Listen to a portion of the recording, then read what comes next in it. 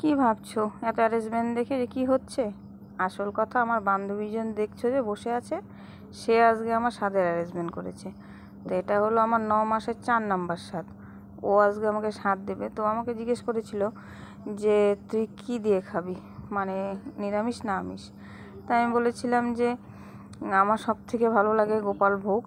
ওই ভোগটাই আমার কাছে পছন্দ, কারণ আমার সাথেও কিন্তু তোমরা দেখেছো যে আমি কিন্তু গোপাল ভোগ দিয়েই প্রথম দিনে স্বাদটা দিয়েছিলাম, আর তারপরের দিন কিন্তু আমি আমিষের অ্যারেঞ্জমেন্ট করেছিলাম।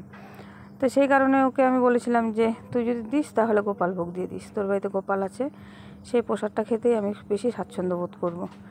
তাই সেই অর্থে কিন্তু সেও কিন্তু সেই অ্যারেঞ্জমেন্টটাই করেছে।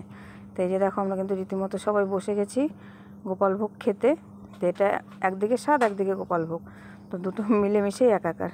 তবে হ্যাঁ, একটা বিষয় কি বলো তো, এবার কিন্তু আমার প্রসাদ প্রসাদ প্রসাদ দিয়েই সব হচ্ছে।